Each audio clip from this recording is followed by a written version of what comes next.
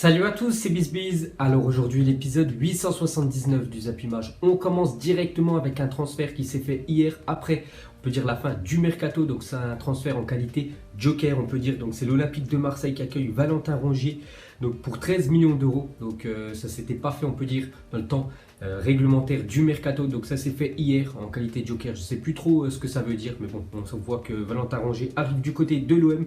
Donc sous ses nouvelles couleurs, donc il portera le numéro 21 du côté de l'Olympique de Marseille. Donc les détails du transfert de Rongier du côté de l'OM, donc 13 millions d'euros plus 4 millions d'euros de bonus, donc 2 millions d'euros si qualification en Coupe d'Europe à la fin de la saison, plus 2 millions d'euros de pénalité. Nantes estime le transfert tardif. Donc comme je l'ai dit, il s'est fait après la date, on peut dire, réglementaire et 50% sur une plus-value à la revente plafonnée à 8 millions d'euros. Donc voilà, le transfert de Valentin Rongier s'est fait du côté de l'OM. Et pour finir avec l'Olympique de Marseille, un petit coup d'œil sur le mercato olympien. Donc González, Benedetto et maintenant Rongier. Donc les deux ont déjà bien confirmé avec l'OM. Donc González, je crois que c'est le joueur qui a le plus gagné de duels depuis le début de saison. Voilà, en Ligue 1. Donc c'est pour vous dire voilà, que c'est une bonne pioche pour l'OM. Et Benedetto, déjà 2 buts en 3 ou 4 matchs pour l'Olympique de Marseille. Il était décisif la semaine dernière, il était décisif il y a quelques jours contre l'équipe de l'AS Saint-Etienne. Donc maintenant à Rongier de lui aussi confirmer sous ses nouvelles couleurs. Ensuite, les chiffres de ce mercato estival 2019 en Ligue 1. Donc montant des transferts par club cet été en Ligue 1. On peut voir les 20 clubs français. Donc en blanc, en fait, c'est les achats voilà, pour les clubs. Et en doré, c'est les ventes voilà, du club. Donc un exemple, voilà, l'AS Monaco a acheté plus de 139 millions d'euros quand même pendant ce mercato estival 2019. Ils ont vendu pour 83 millions d'euros de joueurs. Donc ils ont déboursé un peu plus de 50 millions d'euros, on peut dire, par rapport à ce qu'ils ont vendu. Si on peut voir que Lyon, eux, ont gagné 50 millions d'euros dans ce mercato estival. Ils ont vendu pour plus de 133 millions d'euros de joueurs. On peut voir que le PSG a plus vendu, on peut dire, qu'acheté pendant ce mercato 2019. Ensuite, cette fois-ci, regardez le top 10 des plus gros transferts de l'été. Donc le plus gros transfert, les gars, c'est le jeune crack portugais Félix qui a été acheté par l'équipe de l'Atlético Madrid, 126 millions d'euros. Donc deuxième, Antoine Griezmann, 120 millions d'euros. Et troisième, Eden Hazard, 100 millions d'euros. Donc on peut voir des joueurs qui évoluaient en Ligue 1 la saison dernière. Nicolas Pepe, qui est du côté de l'équipe de Arsenal pour 80 millions d'euros. Il y a aussi un joueur français, Lucas Hernandez. Ensuite, une déclaration de Ressé, ancien joueur du PSG qui a été transféré avant-hier du côté du Sporting Portugal. Il a dit: j'ai un ami qui s'appelle Cristiano Ronaldo, parce que les deux avant évoluaient du côté du Real Madrid, et qui m'a toujours parlé en bien du club, un club qu'il a formé dès tout petit. Je suis très heureux de l'opportunité qu'il me donne le Sporting Portugal. Donc maintenant à lui de faire ses preuves dans le championnat portugais. Ensuite, des nouvelles de Hatem Ben Arfa explique sur Instagram la raison pour laquelle il n'a toujours pas retrouvé de club, parce qu'il est libre de tout contrat, il peut signer où il veut. Le joueur français, donc il a dit: aucun challenge qui m'a été proposé ne m'a excité, c'est comme avec une femme, si elle ne t'excite pas, laisse tomber mon frère. Donc voilà ce qu'a dit Hatem Ben Arfa. Donc peut-être il attendait une énorme écurie, voilà, un club de top 10, on peut dire européen, mais aucun gros club a voulu Hatem Ben Arfa pendant ce mercato, donc c'était que des petits clubs, donc c'est pour ça qu'aucun club l'a excité, et c'est pour ça qu'il est actuellement sans contrat. Ensuite, pour continuer avec les joueurs libres de tout contrat, donc il y a quand même quelques bons coups à réaliser pour les clubs français ou même les clubs européens. Donc tous ces joueurs-là peuvent signer gratuitement dans les clubs qui seraient chauds à les accueillir. Donc Ben Arfa, on peut voir Marquisio aussi, Marvin Martin, ancien joueur du Stade de Reims, donc il est sans club. Jérémy Ménez qui a quitté le club américain au Mexique. Donc on peut voir tous ces noms de joueurs, Younes Kaboul en défense, donc Enyama au cage. Donc il y a quand même des beaux noms, et ce serait quand même des bons coups à réaliser pour des équipes qui n'ont pas réussi à faire un bon recrutement pendant ce mercato 2019. Ensuite, les gars, on continue avec un ancien joueur de l'Inter, donc Icardi. Donc sa femme et agent Wanda Icardi, hier soir au micro de Le Parisien, donc elle a dit: Icardi était convoité par 2 clubs du sud de la France. Donc c'était certainement Monaco qui avait fait une offre, aussi Marseille, je pense, qui était intéressé par l'attaquant argentin, donc plus ou moins récemment, mais c'est un joueur qui a de vraies ambitions et qui a besoin de sentir une vraie ferveur en tribune. Le PSG est donc le club idéal. Donc voilà ce qu'elle a dit, la femme de Icardi, qu'elle voulait un club où vraiment il y avait une ferveur dans le public. Donc on sait qu'à Marseille quand même c'est très chaud, peut-être pas Monaco, mais bon, elle dit que le club idéal pour son mari c'était le Paris Saint-Germain. Et pour finir sur la famille Icardi, cette fois-ci une déclaration de Mauro. Donc il a dit: les classicos sont toujours des matchs particuliers, c'est ce qui nous fait aimer le football. En Italie, j'ai joué contre la Juve Milan et maintenant j'ai hâte de découvrir ces chocs à la française. Donc Marseille, on peut dire, contre le Paris Saint-Germain. Donc il a hâte de jouer le classico contre l'OM. Et pour finir avec l'attaquant italien, donc des stats sur son séjour en Italie. Donc en Serie A, c'est 121 buts en 219 matchs, donc ça fait quasiment un but tous les 2 matchs. Et en Ligue des Champions, 4 buts en 6 matchs. Donc des très belles stats pour Icardi maintenant à lui de faire sa place du côté du PSG. Ensuite, des nouvelles de Neymar qui a rejoint ses coéquipiers à Miami hier, donc ses coéquipiers brésiliens. Donc ça sera les 2 premiers matchs cette saison pour Neymar qui va certainement jouer vu qu'il est prêt. Il n'avait pas joué avec le PSG ces derniers matchs parce qu'en fait il ne voulait pas se blesser pour un éventuel transfert du côté du Barça. On sait que maintenant c'est mort.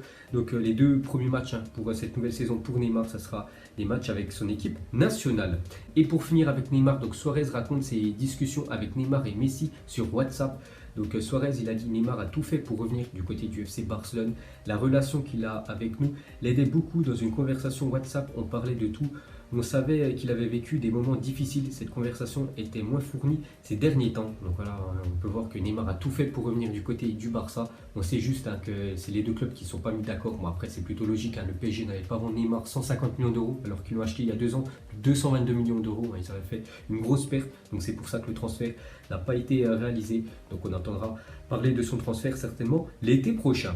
Ensuite, une déclaration de Douglas Costa, le joueur brésilien, sur Cristiano Ronaldo. Il a dit c'est impossible de suivre CR7 à l'entraînement. Quand on arrive, il s'entraîne déjà et quand on part, il s'entraîne encore. Je n'ai jamais vu un joueur comme lui. C'est vrai que tous les joueurs qui sont entraînés avec Cristiano Ronaldo, ils ont tous été choqués par le travail que fournit le Portugais. Et une fois de plus, un joueur est choqué, c'est le Brésilien Costa. Ensuite, pour continuer avec lui, donc officiel, Cristiano Ronaldo est le meilleur joueur portugais de l'année pour la 10e fois de sa carrière. Donc félicitations à CR7 pour ce 10e trophée qu'il a déjà remporté dans sa carrière. Mais bon, moi j'aurais pas donné à Cristiano Ronaldo ce trophée. Bon, on sait que c'est le joueur le plus connu de la planète. Bon, Portugal bien sûr, c'est largement lui. C'est le joueur le plus connu, mais un joueur qui méritait plus que lui. Bien évidemment, c'est le joueur de Manchester City, le Portugais Bernardo Silva, pour moi, qui aurait mérité ce trophée. Mais bien sûr, Ronaldo est plus connu que Silva. Ensuite, avec son doublé le week-end dernier, Gareth Bale a égalé Ronaldo, le Brésilien, en termes de nombre de buts inscrits sous le maillot du Real Madrid. Donc Gareth Bale, 104 buts en 234 matchs. Et Ronaldo, 104 buts en 177 matchs. Donc quand même des belles stats quand même pour Gareth Bale qui ne joue pas numéro 9 alors que Ronaldo était un numéro 9. Donc les deux maintenant sont au même niveau. Ensuite, à parler de la Ligue 1 très compétitive pour le moment. Pourquoi? Parce qu'aucune équipe invaincue. Donc une première en Ligue 1 depuis 1963. Donc après 4 journées, toutes les équipes de Ligue 1 ont toutes perdu au moins un match. Donc c'était plus arrivé depuis quasiment 60 ans. Ensuite, regardez le magnifique parcours de Matteo Guendouzi, 20 ans. Donc ancien joueur de Lorient, maintenant joueur de Arsenal. Donc il a été appelé il y a quelques jours pour jouer les 2 prochains matchs de l'équipe de France pour remplacer Paul Pogba qui est blessé. Donc il est forfait. Le milieu de Manchester United. Donc regardez ce magnifique parcours. Il a commencé il y a 3 ans en équipe de France U16 et depuis quelques jours, maintenant il est en équipe de France A. Donc vraiment très beau parcours pour le milieu français. Ensuite, une déclaration de Belmadi, le sélectionneur algérien. Donc il aimerait jouer contre l'équipe de France. Donc il a dit la France, on peut largement l'envisager. Ce serait un match de prestige. Cela m'a l'air très intéressant. Donc il aimerait faire une rencontre entre les champions du monde et les champions d'Afrique. Donc pour rappel, la seule confrontation entre les 2 pays remonte à 2001, il y a 18 ans. Donc le match avait été interrompu après l'envahissement du terrain par des supporters algériens alors que le score était de 4-1 pour la France. Un gros fiasco. Donc peut-être dans le futur les gars, France contre l'Algérie.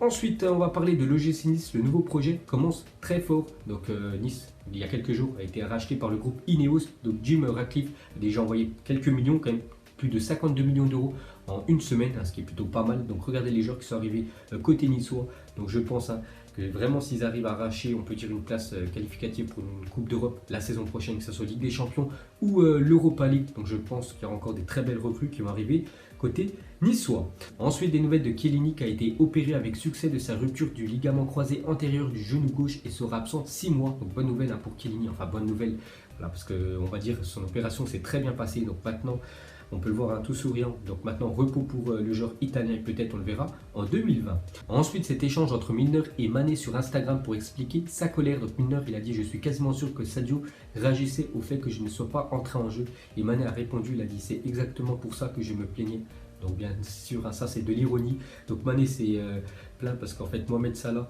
ne lui a pas fait la passe alors que le joueur sénégalais était libre de tout marquage. Ensuite, officiel, la FIFA dévoile le logo de la Coupe du Monde 2022. Donc voilà l'affiche officielle de cette future Coupe du Monde qui se déroulera au Qatar en 2022. Et regardez les plus beaux logos de l'histoire de la Coupe du Monde. Donc depuis la première Coupe du Monde qui avait lieu en 1930 en Uruguay, on peut voir toutes les affiches. Je vous mettrai en commentaire laquelle ou lesquelles vous trouvez magnifique. Donc moi j'aime bien celle de 2002, donc la Coupe du Monde en Corée du Sud et au Japon. Donc vous mettrez tout ça vous en commentaire. Donc voilà les gars, la fin des Zappimage 879. Donc si ça vous a plu, un petit like et je vous ferai l'épisode 880 demain. Donc moi je vous laisse et je vous dis à la prochaine comme d'habitude. Ciao à tous.